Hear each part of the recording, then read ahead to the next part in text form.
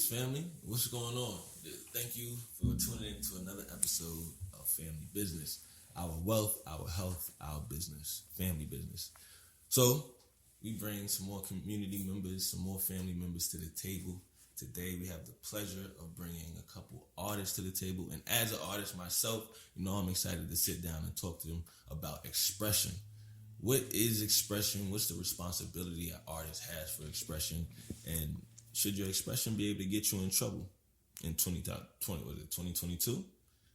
And so let's dive into it. If y'all could give y'all a round of applause, and I'm going to let y'all introduce yourselves, because we actually had a guest, but now we have two guests. More the merrier, you know what I'm saying? More family members to the table.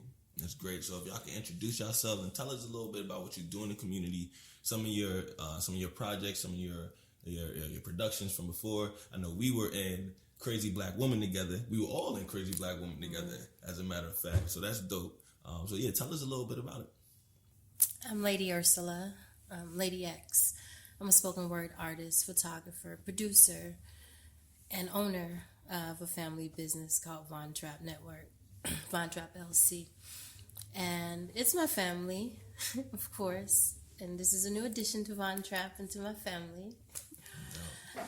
We're a collective of artists and entrepreneurs who use our innate gifts to help push the youth, towards their goals, letting them know you don't have to wait until you're older to do what you want to do. You can do it right now, especially if it's going to help sustain you and your community and your family. We also use that platform for expression. We have a project called Project X where we're using arts and music to help heal. We're doing a lot of events within a community and a lot of music we're putting out and videos we're even helping to work on. We're just using it as a tool to kind of promote that healing throughout families, because sometimes you just need a hug. Sometimes you need love, and sometimes you're not getting that at home. Sometimes you don't know how to ask for it at school. And you see it when you're on a job. You're not able to connect with people, and it causes this kind of conflict. So if we could just bridge that gap that we have with just our means of expression, then that's what we do. That's dope. That's Project X. That's Project X. Okay, we're going to dive into that a little bit more in the show. But before we do, I know Relle Rell, the poet. What's going on? What you got going on? What you been up to? What's up, Poetics? What's up, Lady X? Thank you so much for having me on this podcast. Relle the Poet. I'm a performance artist, spoken word artist. I like to think of myself as a community activist. As you all mentioned, I met you before that, but I met you at my Crazy Black Woman video that was shot back in 2020. I can't believe it's been that long. Yeah. That was before COVID. Yeah, right before COVID, because the release party was put back because of COVID. But yeah, I use my poetry, I use my spoken word and my talents to kind of bring people together, and also to teach people. I'm a teaching artist as well. I teach particularly youth, but also adults, just how to express themselves. So it's, very interesting that you bring up expression, and that's the topic of this episode, because expression is so important, not only to connect people in the community, bring us together, but also for your mental health. When you're not able to express yourself just as an individual, not as an artist, that can manifest in different ways. In anger, it could get you in trouble. Outbursts, you could just not be healthy mentally overall. So that's just some of the work that I do in the community, is teaching young people and adults how to express themselves so that they can be mentally healthy, so that they can be productive members of their community.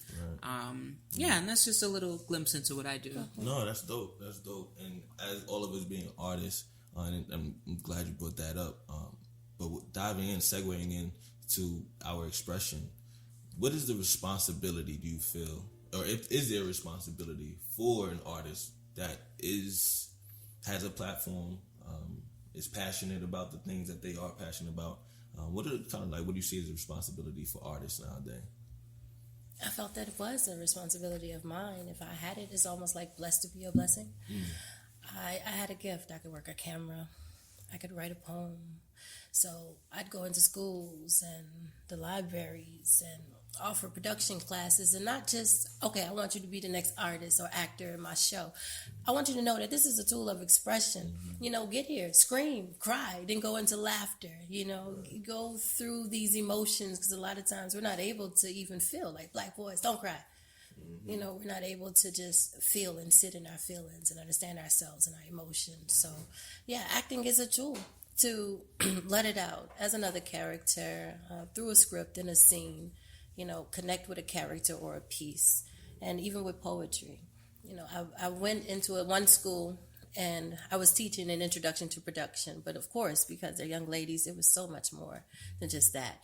And so when we got to poetry and expression, I was showing them how to use art, almost like you did, this form of artistry to express themselves, just like we do with art therapy. In another classroom, as they paint, they discuss their feelings. And I do this with my children as well. I just ask them questions, kind of provoke thought, and let them to just gently tell me how they feel and ease into it. I find that it's easier when they're expressing themselves to actually express themselves. I wouldn't say art was a distraction for them, but also just put them in a place of calm so that they could connect with themselves enough to just open up. It's important that you said it, because a lot of times for us, our way of expressing ourselves has come through the arts, because we haven't been represented in other different areas. We weren't represented in the media. We weren't represented, in politics. We weren't represented in certain areas and environments. So the only way that we could express ourselves was through, music, through, at a certain point, we weren't even getting Movement. acting roles, But yeah, movement. But it's because we're in a community, we see a lot of the tight-knit groups, the pockets that have the expression of our authentic self, the expression of our ancestors. We have those pockets. For the mainstream media, people aren't exposed to those pockets, so they don't know they exist. And then when someone else it has control and manipulation over the outlets, the mediums, the show, the studio houses, the networks, the news channels, when we don't have any access to that, they then get to express whatever they get to, portray us in whatever type of light that they want to. And blackface and everything. Right. And then our expression kind of gets muddled because we don't have that space to distribute that ability to write our own narrative, to present our own narrative. Just in this time right now, expression is such a big thing, because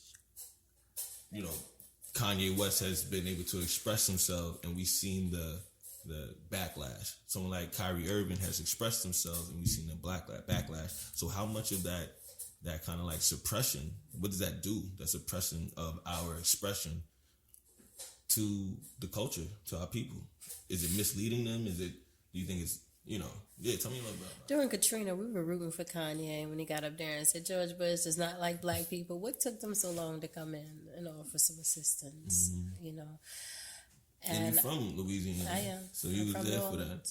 No, I was in Atlanta. Okay. I was starting school in Augusta, but we did go back and forth, getting family. Right, but you're We had from a there, house so full. you felt it.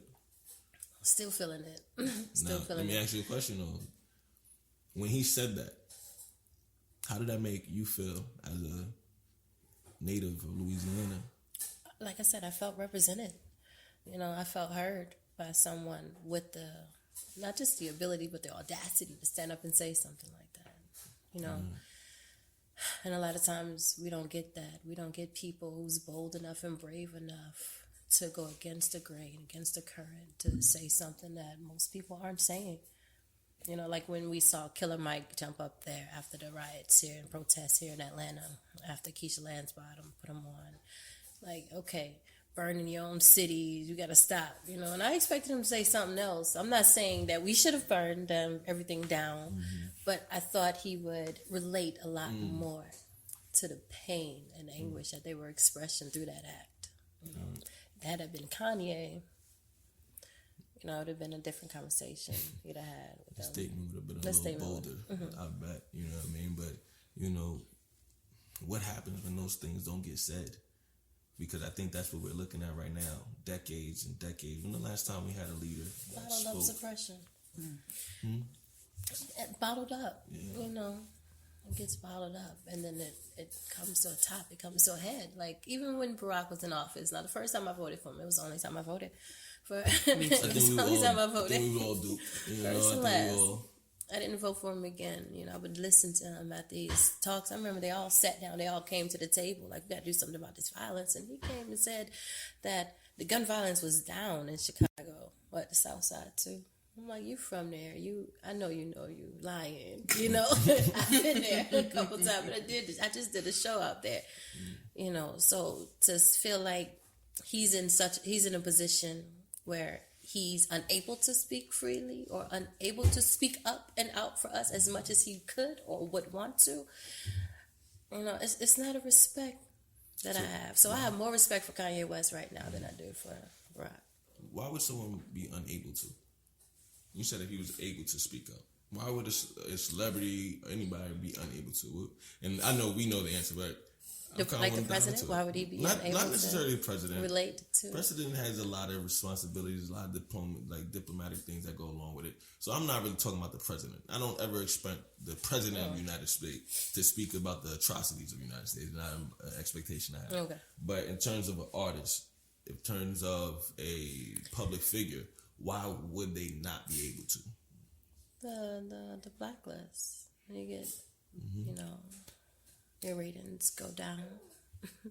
You get less eyes on you. You get canceled. Didn't Kanye just lose? What type of deal was that? A distribution deal? What? No, was it a shoe company or somebody that dropped him? A sponsor deal? Adidas. Well, Adidas. From what I've seen everybody drop them. Everybody dropped them? corporate. Yeah. Okay, well, Balenciaga, they go after your Adidas, pockets. things like that. Go after your pocket. I think Monique had to deal with something like that as well. Nobody was putting her in the movies.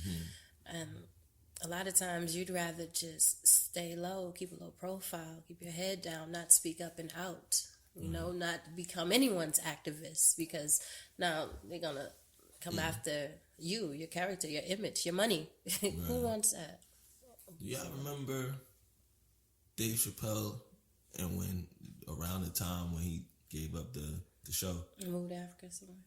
like, you know, and moved after, But they said they said a lot of other things before we found out he moved to Africa. They said he was on drugs. They said that he was, you know, violent. He was suicidal. He was crazy. That's the big word. He was crazy. He went crazy. Same thing that they do to Kanye West. And like I said, I'm not really here to defend Kanye West, the person. He's a millionaire. I'm sure he doesn't need me to defend him. But to the topic and to what's being said, I just think it's interesting because, like, I would say we have, but there is a selective memory, because this same concept of an artist expressing himself and being able to express himself and then getting paid to express himself. Well, when Dave Chappelle turned down $50 million, he turned it down because the corporation did not want to pay him for the money that he earned. Do y'all know the story behind Dave Chappelle and everything? So just a real quick snippet. With Chappelle, what happened with Chappelle was the show was, he had a contract to make a certain amount of money. He had a percentage. He was going to get a percentage of what the show made. Right? Chappelle's, yeah. The network obviously didn't think or didn't know it was going to get as big as it did. So when the ratings came in and the money came in, the percentage that Dave Chappelle was owed for the show was something around $300 million. And they didn't want to pay him. And they did not want to pay him. Even though they made it. So what they did was they said, look, we'll give you $50 million. And he said, but my show made this X amount of money. And they said, yeah, but we're not going to be able to pay you that. We're not paying you that. You're going to get the $50 million, he said. And he, as you know, he refused to take it. I'm sure there's a lot of things going, but that's pretty much the gist of it. Again, he didn't want people to have the control over his content the way they wanted to. Because, you know, Dave Chappelle came out saying things and doing things that would have got him canceled in today's era. You know what I mean? So the reason why I say that, because a lot of times these things that, you know, we want to express and we need to express culturally, they cancel us for. they came back later on, and the transgenders, the transgender movement tried to cancel him again. I'm a fan of Dave Chappelle. I like his audacity. I like his comedy, and I like how he is also informative with his entertainment. You know, he's educating us and politically, and a lot of people, you know, in the LGBT community were offended and upset by the things he was saying. And I realized that a lot of them didn't even know what he said. They didn't even see the special. I personally watched it before I made an opinion. And I don't think nothing he said was wrong, you know, but then that's my opinion and we're entitled to it. So to go back to your question about whether or not artists are, you know, whether they're responsible to express themselves, I think that on one hand, they should be. I think that, you know, we as artists, a lot of us are, you know, political with our stances. A lot of us are involved in the community, so we want to be positive influences. But we are just people, you know, and I feel like as an artist, I should be able to say how I feel and what I want without worrying about, okay, my son is going to hear this, you know, and it's going to influence him negatively, because I'm just a person with an opinion as well. Okay. Like, there is this responsibility because people do listen to our music and look up to us. But if you are a rapper and you live this trap life and that's what you want to talk about, I feel like you should be able to do that, because that's your life, that's your opinion, that's what you want to make music about. And that's the difference between an artist and a politician. We didn't sign up to be nobody's advocate. We signed up to make art. We signed up to influence how we view the world through our art. And if other people want to watch it and listen to it, by all means. But I'm not obligated to be something because people are listening to my poetry, because people are watching my, you know, that's like somebody watching my Crazy Black Woman video and be like, oh, well, you know, you're perpetuating stereotypes that black women are angry. Well, I'm angry. That's my reality. Right. And this is my art. So on one hand, yes, I do have the only responsibility I feel like I have is to be true to myself and my art. And how people take it, that's on them. I'm not nobody's president. You know, I'm not, you know, I didn't sign up for that. Right? I signed up to make art. I'm right there with you. Let's flip a little bit. Let's say you hurt somebody's feelings. So somebody always gonna get their feelings hurt. Yes, absolutely. That means that I did something. I'm stirring up feelings. I mean, right. I seen this. Good art. That's exactly what I was gonna quote. This quote. Do you know the quote that, you know, good art is meant to make you feel something, and if you don't feel something, then it's not good art. You know, if I put out a poem, if I say a poem to you and you have no reaction, good or bad, then that's not a good poem.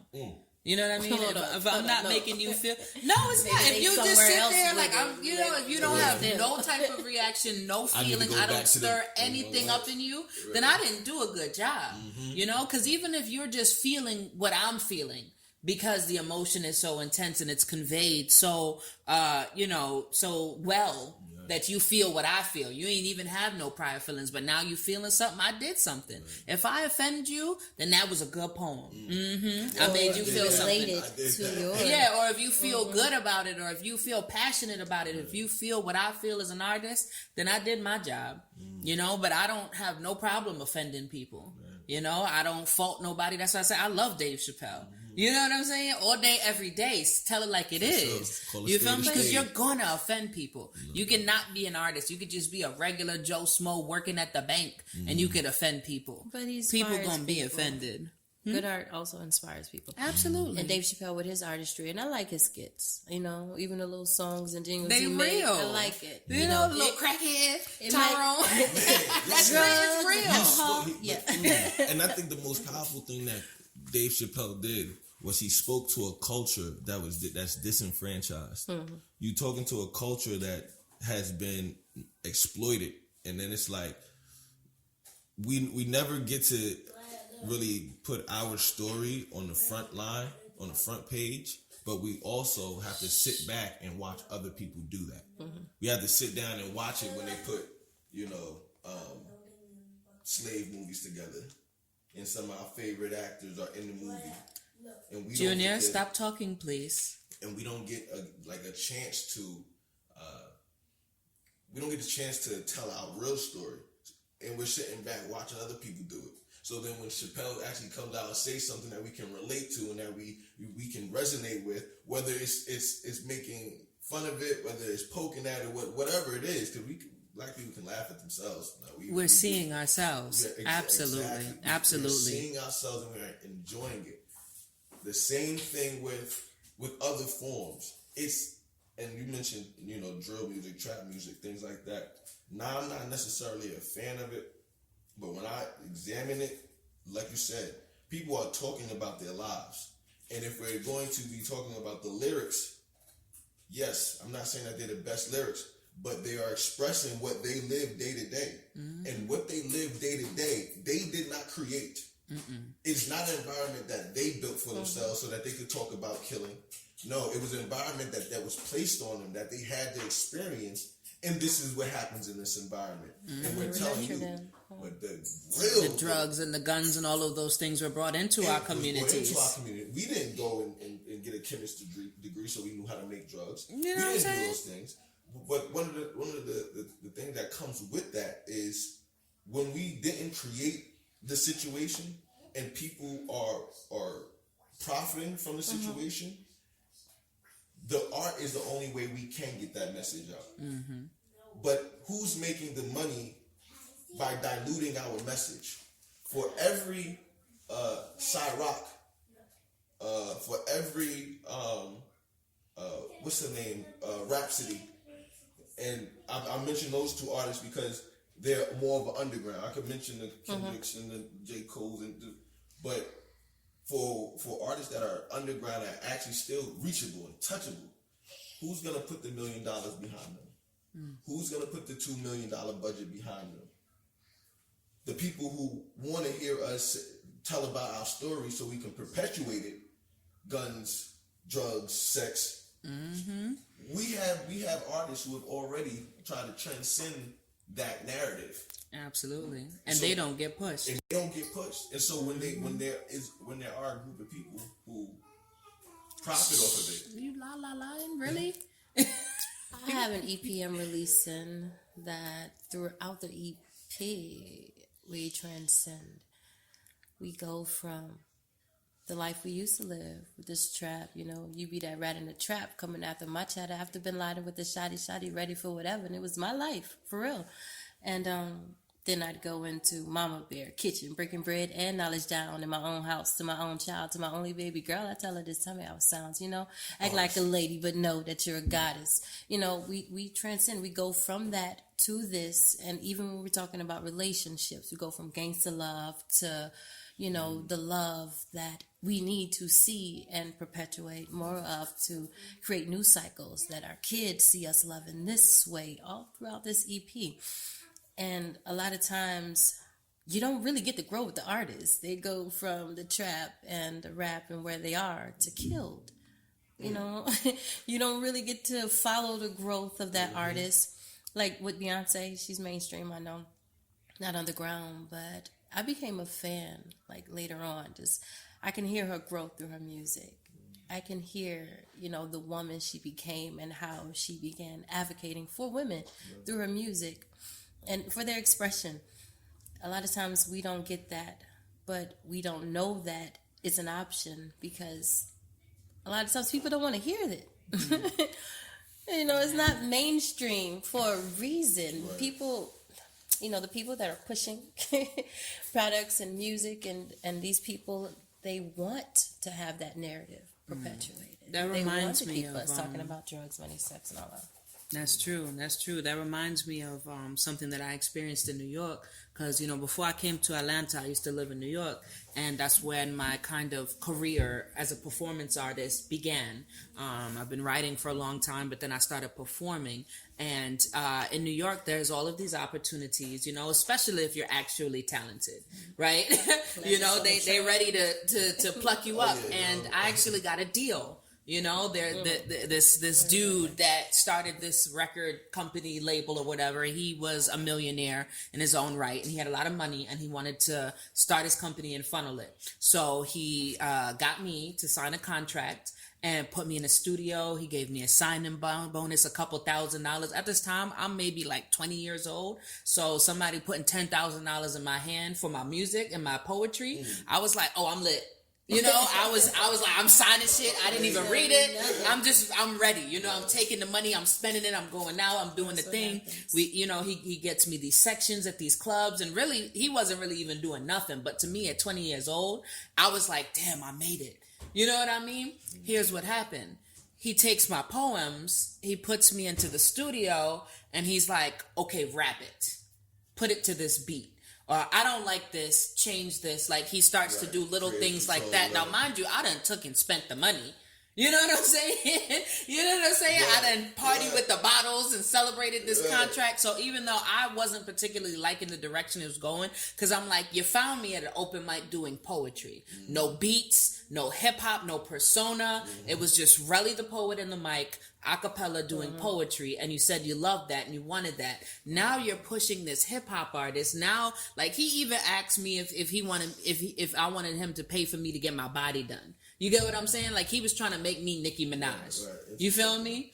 And I had to part ways with him because it just got too much. We didn't even get too far into it because it was like after the first and second show, he was just literally telling me, you have to dress different. You have to spit different. You have to write about different things. We don't want no For the Rikers Boys uplifting the youth. We don't want, your poems no more. He literally is telling me, I need you to write a song.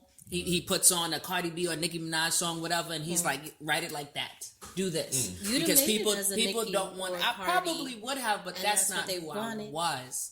I would have been, with my fake ass and boobs out here on the TV, probably. You know what I'm saying? But that's not who I was, and that's not what I wanted. You see so it turned. As a sellout? Yeah.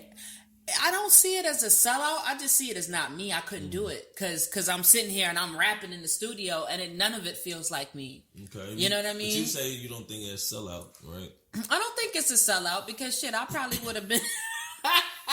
I probably wouldn't have been sitting here with y'all right now. No offense. I'd have probably been a lot further in my career. Like, I would have loved to be further in what I'm doing, and and financially a lot more well off. That's selling out. If I do it for my personal gain without recognizing or in disregard to the responsibility I have to my people, I sold my people out. Now, well, I mean, on one hand, I could have taken that opportunity, became the Nicki Minaj, and then turned around with more power and more influence, did what I wanted to do and give back to my community.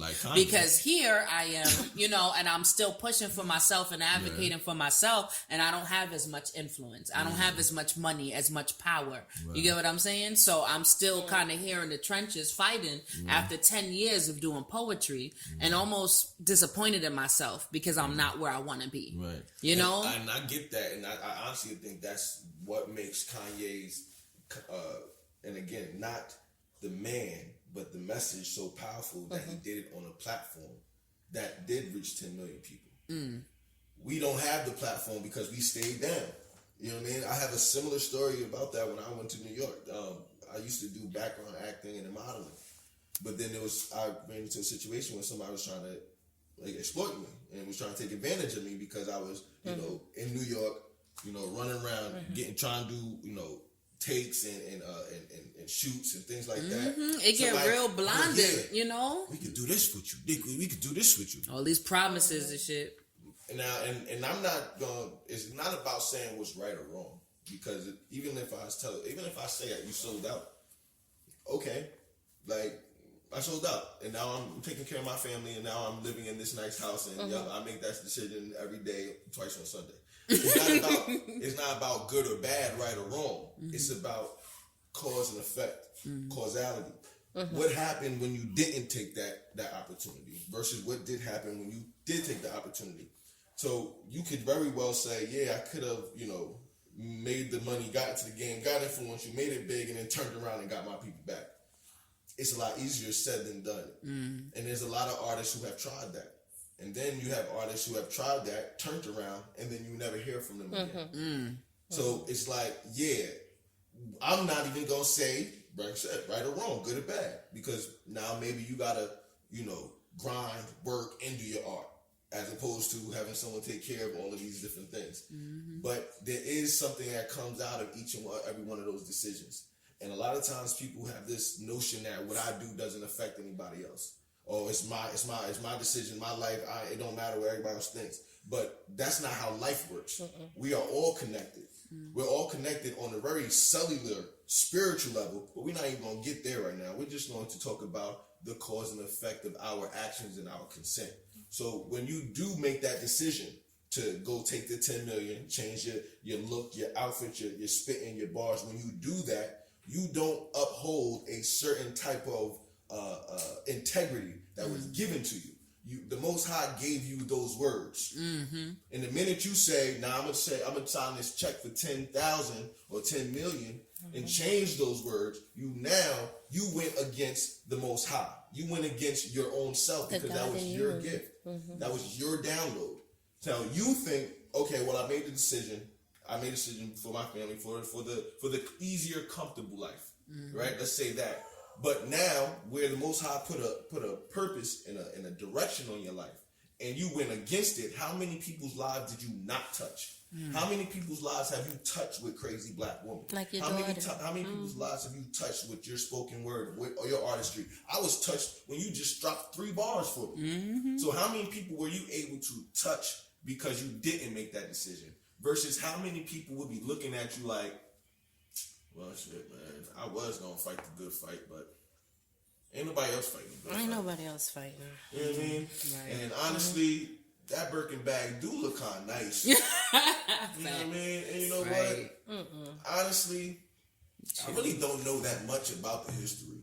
They could be, but because we chose to have this platform, because we chose to speak out, we were able to make a very intrinsic impact. Meaning you can't measure it right away. It's not quantifiable. You know what I'm saying? Like, if I turn down 10,000, you can quantify all the things I'm going to miss out on. Okay, that was the Wi-Fi bill I could have paid. That was, cell phone. I'm not going to lie. I took the money. I signed the contract. I just breached it. I was just like, you didn't go for that. I took the money. We call that blessings around here. You call that blessings around here. I ain't get that nigga back his money. You know what I mean? But that's the thing, though. You know what I mean? You did the same thing? It's part of, it's definitely a spiritual warfare that's going on. I was just in the studio with a lot of people, and we're making art and music. I'm writing songs and rewriting their lyrics, even back then, 15, 16. And I realized they don't have that responsibility to me as an artist. Who the hell am I? I'm just some cute 16-year-old whom they want to fuck. And I found myself navigating around that way too much. It was always, okay, do I fight him or do I fuck him? Do I fight him or do I fuck him? And I'm from New Orleans. I always chose fight. No, I'm not about to just give myself to you. You know what I mean? Right. Just because you want it. I came here for this, and I've always been focused like that. They find me on any set or in the studio, I'm focused. So much so that I'm getting other people on point. I'm not an engineer, but I'm going to get you right. I can help with your cameras too. But at the same time, I'm not going to bend and sell myself out that way just because I feel I might want to be in anybody's position. I can only stand where my feet are and only pray, God, cover my feet. I'm headed in for you. Therefore, I'm not going to be as easily swayed and made by someone's lust, by them coming at me like that. And we do have a responsibility, and we are being observed, just not just from the kids, but from other people. Other women are inspired by us as artists, as poets, as photographers. I have people calling me like, wow, even your selfies be on point, and I'm inspiring them to get into photography. Or the students will come back, Miss Ladee, you inspired me to be a photographer, and things like that. And a lot of people in this industry, they sign, I'm going to be well, I'm going to have my money, my family good, and forget everybody else, and even the other artists coming behind them. So much so that people like me have to walk away from music, walk away from art. If this is what it is, I don't want it. I'd rather sit back and relax. You know, my dad was managing. He was getting me booked at shows, Crow's Nest, you know, downtown, all these different places. This is 15, 16. You know, I'm not even old enough to go in the clubs yet, you know, and I'm headlining places. And I'm like, I don't want it. I don't want to fight off grown men anymore. You know, and I'm fighting them, decking them all in the jaw. That concept of art and business is something I feel like I think like this new renaissance, we're going to address it. But for a long time, there was the artist and then there was the business. And the business, it was always separate, and the business always took advantage of the art. You know what I mean? And because of that, those are the pressures that they had that you were placed on, because that was the leverage that they had. You know what I mean? That leverage was your pressure. So how bad you really want it? You know what I'm saying? Like, are you they in the rooms advocating for you? They're determining your parameters of your art and the contracts and determining your worth. Determining your worth. Absolutely. As artists, if we have the art, so we're the talent. In order to get it out there and on that scale, there are about 8 different people that they're talking to: distribution, publishing, executive CEOs. So they're making the decisions surrounding your art, and you are not even in the room. You have to be in every room. They're making the money that's based solely on your art. My man Kanye said, "Show me the contracts." When they make money, do we know what the contracts say? Do we know what the fine print says?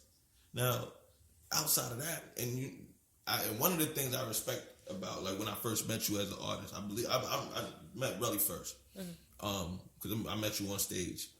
But one of the things, and I've seen other artists out here do, what we all actually end up doing, is taking our art and trying to monetize it ourselves, and then we become the artist, the entrepreneur. We're the marketer, the promoter, the publisher. We're running around doing everything. You know what I mean? And that's right. But here's the kind of like the catch-22. We have complete control over our art and our artistry. We have complete control over all of it. But now you're wearing 9 different hats. And now your art suffers. Right. And your art suffers. Now your Tired art as suffers. hell. I realized that when you have a team, it's not easy to trust. It's not easy to trust people, not just those in a boardroom meetings who are making the decisions about you, but your brothers. It's not easy to trust all your sisters. Your homeboy sitting next to you that wanted to come to the studio, you get what I'm saying? And was like, that's dope. And then when it blow up, being like, so where's my cut? Right. And all they did was sit there and beg to come with you to the studio and said that was dope. But they feel entitled. No, I said we should change it up like this. Right. You know, like, it's true. I don't even be trusting people no more. Speak on that. But this is what I say to that, right? And I go back to the cause and effect, because I completely agree. It is tough. It is hard.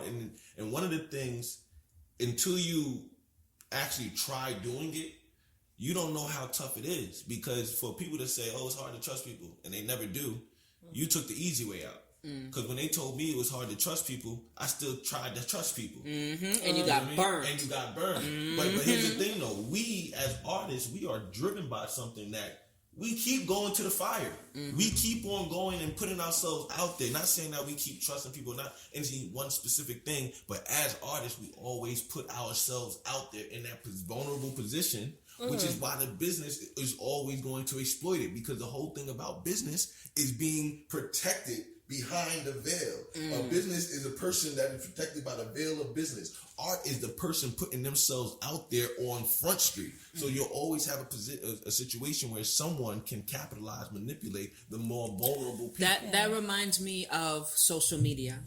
That reminds me of how we utilize these platforms to get ourselves out there, especially when we're entrepreneurs / artists, right? We're utilizing these platforms. We're promoting our shows. We're putting out, snippets of our work and different things. We're trying to use them to our advantage. And then we sign sign these agreements, a lot of people don't realize Instagram and Facebook own your shit now. Own it. And that reminds me of Bigo.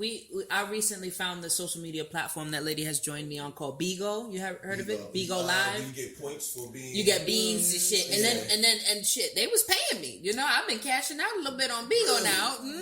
Well, we're gonna drop a link in the title below for all artists, because there's a couple. I heard Fanbase is a platform that a lot of artists can go there and they can get direct to consumer content. Yeah, like that. just different ways that we can market ourselves and monetize off our work and stuff. Mm-hmm. So I'm on Bigo. I'm doing this poetry slam. I'm killing it. I'm undefeated champion, by the way. No doubt. She's about to face me. So she about to we about to compete next week, actually, on Tuesday. So really? Make sure y'all send me that link. Definitely. It's gonna be on go YouTube hard. this time, not even Bigo. Oh yeah, the finals is gonna be on YouTube now because they're trying to expand, because a lot of people don't know about Bigo yet. But just what you were saying about being exploited and trusting people. So I found this new platform. I'm sharing my poetry. I'm doing this poetry slam. I'm lit. Come to find out, one of the competitors in the most recent slam got disqualified for stealing another poet's work on the app.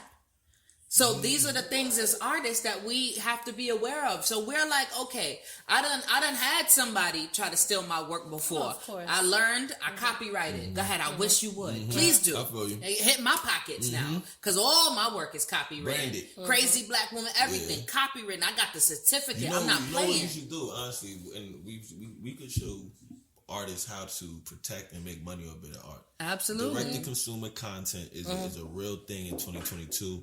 All you need to do is copyright, trademark, and paywall all your things. I don't want to tell too much, but we don't get what we are supposed to get from YouTube. We don't get what we're supposed to get when you start monetizing things on Instagram. Again, we're vulnerable. They have the leverage. They have the power, right? They have it. But now, because of this, and I do see a shift happening. And that shift, I believe that the artist is the renaissance of the artist. The artist is taking back their power, taking back their creativity. But we have to keep that will going. Which, like you said, the platform Bigo, the platform Fanbase, things like that. That gotta be the new standard. Nah, you know what? I'm not doing not doing that. Right. I'm not doing that. Matter of fact, if you do that, you lame. But you still wearing Balenciagas? You still wearing what? You got that big old, you know what I'm saying? Or you still performing for free at these shows and letting these promoters and these event producers use all your artistry and get all your people to come and buy tickets and buy drinks, and they not paying you. And they paying you in exposure, but it's your people. In the back stealing your work. And somebody in the back writing down what you said. Oh, that was hard. You know what I'm saying? Right, So that's whack. That's lame. Say lame. No. Say no. I started turning down so many shows. Or my rebuttal is when they reach out to me, because I have people reaching out to me all the time. What's your budget? And they be getting offended. Right. Oh, a budget. Oh, yeah. Holla at me when you got a budget for your art entertainment. I was, and no disrespect to the person if they know who they are. If they know who they are. You know what I'm saying? When someone slid in my DMs I want you to do a show. You know what I'm saying? I want you, if you could do a piece. He said a piece. That's how they get piece. That's how they get you. If you could do a piece. Oh, all right, cool. Okay, is there compensation involved? Absolutely. First things first. Then the reply was a little slower than the first one. Took a day for me to get back. Well, so how much are we talking? Oh, okay. Well, my fee is X amount of X amount. Another day went by. You know what I'm saying? Come back. Okay, so I pass your information along to so-and-so. And I'm like, you know what? Thank you. You let me know. You know what I'm saying? Because, and this is the power that comes with that taking back the leverage.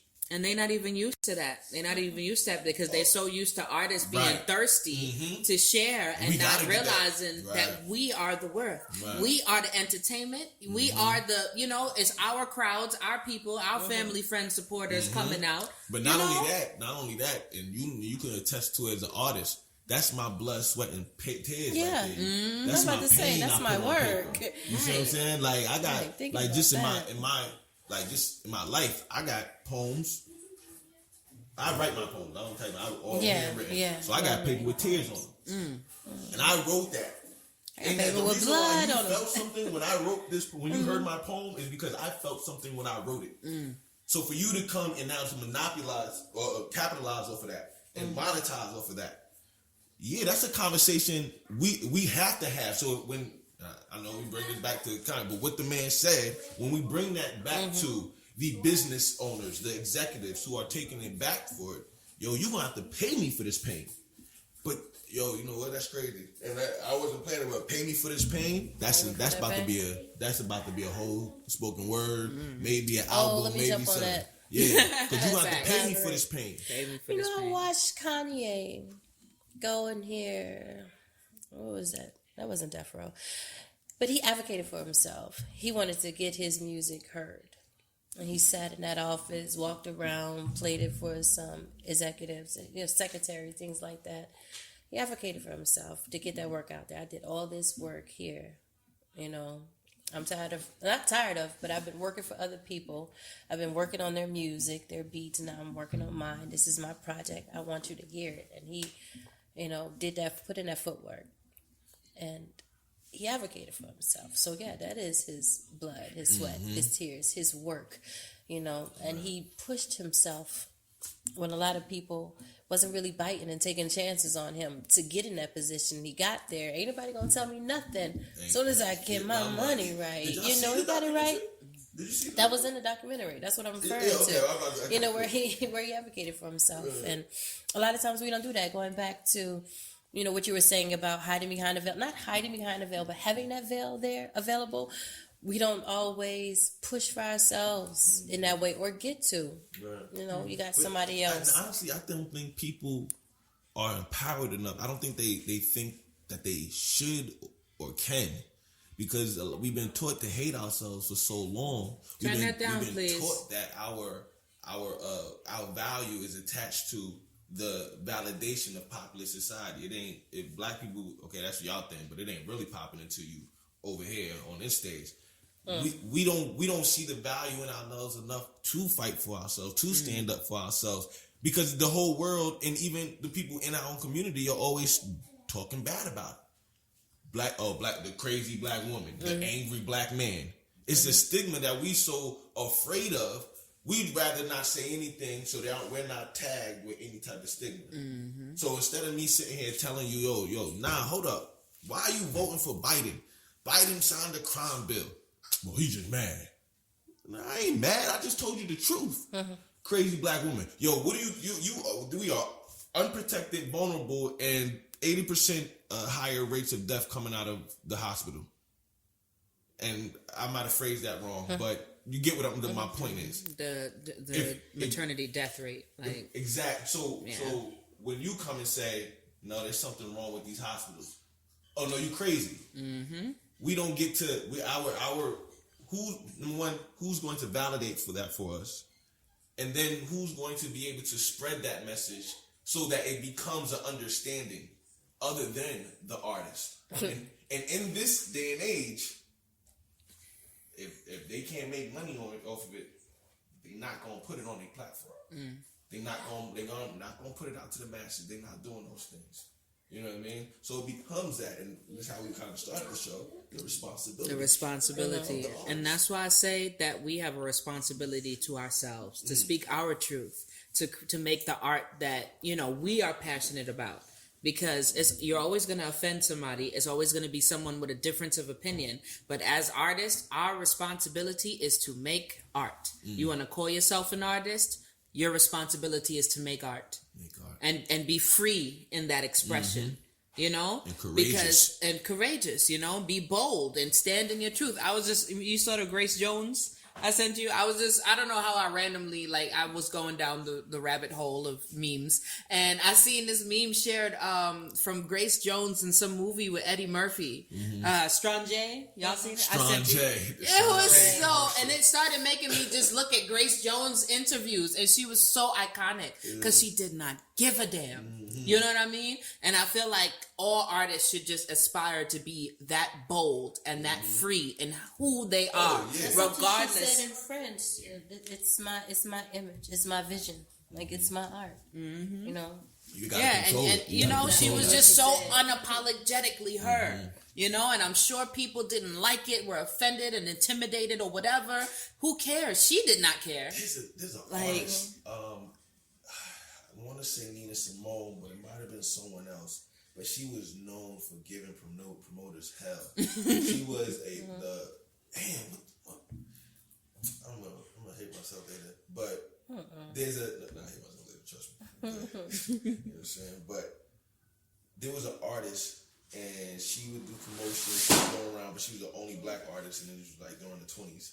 And she was like a big You talking about Ma Rainey from Black Bottom?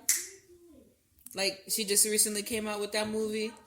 That wasn't Rainey. You know what I'm talking about? We watched Black Bottom, and she was like the mother of blues. That was probably it. And she was just giving them hell. She was just like, you know, you're gonna do what the hell I want. Exactly. You want my music, you want my voice. But she said that she was doing that in the 20s, which is 100 big. years later. Nah, look, seriously, like, you know the SpongeBob 100 years later. We still talking about artists being taken advantage of by promoters and things like that. You know, That's a lot of. That's why I do what I do with my family company. I want to empower artists and entrepreneurs to let them know, hey, you have options. Speaking to the mic. Oh, I want to empower those artists and entrepreneurs, let them know they have options, while simultaneously creating a collaboration so we all come to the table and hand out more options and gain more options at the same time. You know, it doesn't make sense for you to own a publishing company, right? For me to be over here writing books and we not work together. We're in such close proximity. It doesn't make sense. Why should I take it over here overseas or to this company who's well known, who might give me a bonus or whatever, when you have a track record, you've done your own book, you've published it, you've published your own music. Why should I then, you know, allow them to make this money off me because they have a bigger company, because they have access to things you may not, they have more experience than you. It doesn't make sense. I feel like if we all come to the table, we'll grow together. We'll get there together. Like what they say, if you want to go farther, go fast. If you want to go fast, go alone. If you want to go far, go together. What that says, if you want to go far, go fast. Just keep going. Go fast. I had a sergeant major tell me that. That's the secret to the 2 minute. I mean, to the 2 miles. Just go faster. Just go faster. That's the secret to the That's the secret to the 2 mile. Getting a good time. Go How faster. you do it? He went faster. He went faster. Yep. It was crazy. And then y'all, you spoke on it, and I wanted to mention it. Like, it was trust. A lot of times we have those issues, and it's not just trust issues. We just have issues within, you know, our communities, our families, and businesses. But if you find some people you can trust, at whatever limit, it's a good idea to build a team around yourself in your artistry. You should have your homeboy promoting. You blowing up on TikTok and Instagram, homie, you know, be my promoter. Come on and do this social media thing. Right. I haven't figured it out yet. You know, you good with graphics. Come on. You know, and why not allow them all to rally around you, and you also jump on this team and rally around them. You know, what you're good at. You know, you're spitting at their events. You're helping them organize events. We did an event together, and I had to break her of this. Mommy and Me. You know, we have a Mommy and Me event where we teach we promote financial freedom for moms and their kids in business, you know, because we have young entrepreneurs. Our kids are in business as well. And I say, okay, we need help. We need somebody doing this, somebody doing that. She said, what I need a team for? I could do that. No. I No. was so used to wearing all those hats, and I was so used to being burned that I, you know, was closed off to letting people in. I'm like, we're partnering, we gonna do it. I'm gonna be at the door, and I'm a host, and you're gonna take pictures, and you know what I mean? But you're because not I've done it. So ragged. You know, I've learned from But that. I've been though. doing this a lot longer. That's what they've been telling us, though. Go harder, grind harder. And I'm from And a New lot York. of the richest people. That's never been the case, right? Right. Never Yeah, I been the had case. to learn, you know. I said, well, I had to I'm going meet to introduce someone- you to a couple members of my team. I had to meet someone who I trusted enough to enlighten me and help me to learn and grow from that hustle mentality. Right. I'm coming from New York. Even the little things that I do in our day-to-day basis in our life that don't even have to do with art. She's like, why are you doing that? And I'm like, because I'm a hustle. I'm going to get it. You know what I'm saying? She's like, calm down, Brooklyn. Like, we don't have to work hard. We got to work smart. That's what we know. You know what I'm saying? And it's wild because what she is for you, I got a brother that put me on game too, because I came down here with the same mentality. Yo, I got my own camera, I got a laptop, I know how to edit, I know how to do these things. You know what I mean? Okay, let's get the system going. I'm gonna be here, everywhere. The line, the construction line, every part of it, I'm gonna be there. You're right. You know what I'm saying? But then my man tells me, he's like, yo, listen, there's no business that's run like that. There's no anything successful. People have a team, and people have responsibilities. And so what I got, it was kind of like a gem when he told it to me. Like a light bulb went off in my head. But then actually doing it was the problem. Actually applying it. And one thing that I came up with, because it's not enough just to say do it. It's not enough to say, okay, if I just work harder, that means it's gonna happen. That's not actually true. You know what I mean? You can work harder and things still not happen. But one thing I kind of like started to look at was when they started saying things like find your tribe. Find your tribe. Now, I'm gonna be honest with you, it's tricky. But even sometimes the people in your tribe are not there for a lifetime. People come in your life for a reason, for a season, for a lifetime. Sometimes the people that are in your tribe, some people that are in your network, they're supposed to be there forever, but that's not a bad thing. And the other thing that I realize is, if somebody burned me, it's not a bad thing. But one thing that somebody that was, and I love him, somebody that was close to me lost a box. In this box, I had 6-7 notebooks, about 8 texts, eight books that like educational, you know what I mean, do research, looking up, your history, things like that. And I like I said, I always wrote. So I had legal pads of poems, 6 years worth of writing. That you can't get back. That can't get back. And I was so hurt from it. I'm thinking like, wow, like if you're supposed to be my team, like that this is valuable to me. How did you, you know what I mean? And I honestly, we have to. One thing I learned in life, and this is for everybody. Which camera am I looking at? Sometimes in life, you gotta forgive people who never apologize. You have to forgive people who aren't sorry, not for them, but for you. For you. Let it go. So what I had to do in that instance is a person is part of my tribe. I had to forgive them for that. But forgiving is not the same as forgetting. Right. So every single time I might go and get burned, the Most High taught me, yo, it's a lesson. It's a okay, my bad, gotta patch this up. Oh, they tried. I'm weak over here. I was vulnerable over here. All right, I'm gonna go ahead and patch this up. Because this thing not stopping moving. I'm not done. I didn't get exploited or taken advantage of in 2014, so I could never see 2024.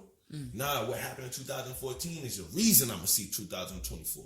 You know what I mean? Because now I know the game. Right. I know definitely smarter. Definitely reading contracts. Exactly. Definitely not just getting blinded by, what I'm saying? It gives you the confidence. Right. Because, coming to Atlanta, there's a lot of that going on in Atlanta too. Right. A lot of people, trying to put me on and trying to make me famous and all of that. Simultaneously keeping you in their pockets. And that confidence to know how to speak up for yourself.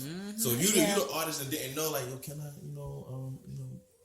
can I get $20 for this piece? And no, are you paying me for this piece? And you shy. You don't want to talk about. I thought you were just talking about being soft spoken. I'm like, don't do me like that. No. I had that happen to me, but I literally had somebody in my tribe burn my notebooks, and I wrote everything by hand as well, and I started putting things on floppy disks and typing it up and writing them 3-4 times after that. So much so that I committed a lot of it to memory. But I had somebody burn my notebooks, just my poetry, and they knew that would hurt me. I went to jail. But more the story. This is my art. Don't mess with it. Yes, I'm so sensitive about my stuff too. However, you know what? You're right. It didn't stop there. What I said, the spirit, which is where I got poetry in the first place. You know what? That's my sacrifice to you. You know, I'm seeing that not as a loss, but as a gain, as a sacrifice. Because I'm choosing to. I don't see another way to look at it right here. Right, It's gonna hurt my heart if I don't. You know, this is my sacrifice to you. You know, and I want to be stronger as an artist, as a person. You know, this is my passion. This is my purpose, and I want to walk in it and fulfill it and just please you, ancestors, Most High, Spirit talking to me while I'm praying in the closet. So that's dope. That's dope. And if they only knew, like, what? I didn't want to cut you off. But it's just that's one of the biggest things. And I want to round up the episode. I know we had a great time. It's getting a little later. But on that note, if they only knew that the artist is inspired by Spirit and the Most High. Our art is a gift. It's a gift from God. So when you have someone who comes in and doesn't value it or doesn't value it or tries to suppress your expression, that's an act of treason for me. That is. You going against Take my me to the forefather. bread. What? Put them on the wall. Put them on the wall. Because the minute you stop someone from expressing the Most High, now we're not talking about, oh, you broke a law. We're not talking about, oh, you offended somebody. Nah, that's spirit. That's In a deep. lot of texts from back when they would speak of currency, and it was called talents. That was your currency, like not coins, talents. Like my talent, this is my currency. This is what has been getting me through life. And I thought about it today on the ride here. I was like, because somebody said in the video, what if, you know, I had every need met, like whenever I swipe my card, I have it. And I'm like, well, that is true. I've never go without. You know, I've not ever been without. I've not ever been sent on a mission by Spirit, told to do this, perform there, write that, spit that, and not have what I need to get it done. I've not ever been without. So Always make this a way. Provisions. and because I am, That's deep. I know, right? I had to just sit there and look at it too. That is Because gratitude. if we can sit there and if we step back from life for a second, how many people can say that, you know what, Most High provided everything I needed, and in times that I didn't have it, there was lessons learned. So then I was getting something was given in, and it might have been no, because sometimes you might want things and no, it's not on the menu. You want no, I'm gonna give you everything you need and half of what you want. Because sometimes what you want isn't what's best for you, and a lot of times I see that, like, you know what, if you called me to do something, and you said you're gonna give me everything I need, and then the reward is, you know what, I was able to. You know what I'm saying? Like I ain't do it for the money, I did it for the love. You know what I'm saying? But you still gotta get paid. You know what I mean? And that's part of it too. You know what I mean? We're able to barter out here. Needs are met, so we're able to Abundance. extend that, be blessing, you know, and not rely on anyone's form of currency out here. It's actually talents. I'm gonna give you my talent, you're gonna give me yours. You know, we're gonna exchange it that way. And somebody used to say, "Well, Georgia Power ain't gonna barter with you." Well, they sure pay me. You see my pictures on that website. I ain't gonna hold you though. There's ways to get around that. Yeah. I ain't gonna go on air, but there's ways to get around that. I'm trying to tell you that. You was telling You know me. what I mean? That's a whole nother episode. But no, I definitely Resourcefulness. I want to shit. Tell me about it. I would definitely want to thank y'all for coming through. You know, again, this is family business, and honestly, like the whole time, like I'm thinking in my head, like, you know, we got kids in the background, and if they heard or anything like that, but I'm like, nah, that's cool. That's family business. You know what I mean? Because they're a part of our family business. Yeah, you come to the That is kitchen Von table, Trap right there. you're going to have kids running around, and you know what? It's good. It's subconsciously, I believe, because they might not be able to, you know, fully understand everything we're talking about. But the energy that we have here, the energy that's created having this conversation, they going to feel it. They going to hear little things, and it may not connect right away, but you might have a painter in the future, an artist in the future, 11, 12, 13, and these messages just sit on their subconscious. Zion. Nah, you know what? I'm going to stand up for my art. I'm going to stand up for me. Why? Because I heard mommy and I'm not sure what they call you. You know what I'm saying? But, you know what I mean? Oh, mommy and TT, I heard them talking about, you know, standing up for art and standing up for yourself. You know what I mean? And that's why we have these conversations. That's why we want to put this platform together. So from Rebel and Family Business, I want to thank y'all again for coming on, talking your truth, expressing yourself as a great artist y'all are. And before we go, if y'all have anything y'all want to say, anything you want to promote, I know you said you have a project coming up. Y'all have the Project X initiative. We're going to drop some links and some things in here, but... Well, we have a book coming out. It's called Love in Every Tongue, and it is a collection of our poems that we've written to each other, and they speak about more than just love. It speaks about current events and social justice and just various different topics, and we're planning on releasing it in Valentine's Day 2023. So it was simply our language to each other. We weren't writing poetry to each other. You know, we were speaking and expressing in that way. You know, I don't think she knew I would retort the way I did. I can get with you too. She wrote me a poem. Yeah, that's how we got together. I was just like, yo, write to this. Yeah. And she wrote, and she rose to that occasion, went above and beyond. I was like, oh snap, okay, bars. No doubt. Well, definitely tell them your Instagram, where they could see, where they could get the book, where they can get some of your productions, website, anything like that. Let them know, and yeah, you know, we gotta support each other.